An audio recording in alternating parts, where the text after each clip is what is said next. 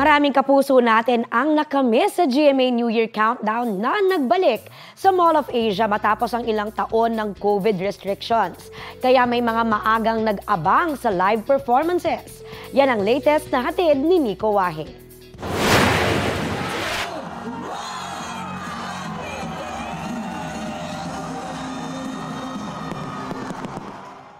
Matapos ang 3 taon, sa wakas, nagbabalik ang GMA New Year's Countdown.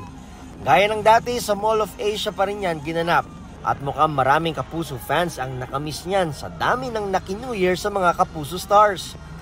Maraming fans ang maaga pa lang ay talagang pumila na para makakuha ng magandang pwesto. Gaya ni Josane na alas 9 pa lang daw ng umaga ay nasa venue na para pumila at makita ang kanyang idol na si Kailin Alcantara. Galing pa siyang Pampanga. Hindi pa po nakakapunta dito, first time ko po. Tapos, gusto ko pong makita si Kailin. Sobrang idol ko! Si Janice naman, gustong-gustong makita si Miss Universe Philippines Michelle Marquez D at Limitless star Julian San Jose. Alas 3! Kasi mahaba. Ano po kasi traffic pag alas 5 na. Kailangan maaga.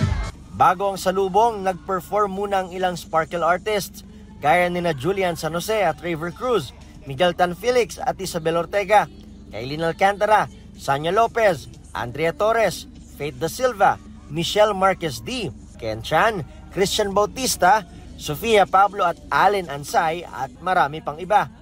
Ayon sa kanila, na-miss nila ang pagpe-perform sa GMA New Year's Countdown. Masaya, grabe.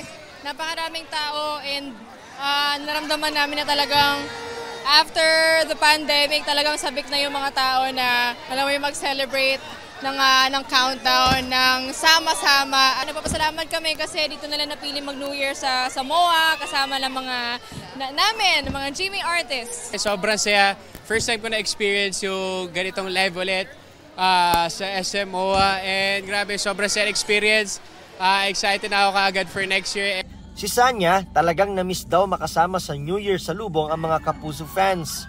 Super happy talaga kami. Actually, kaming lahat excited para dito.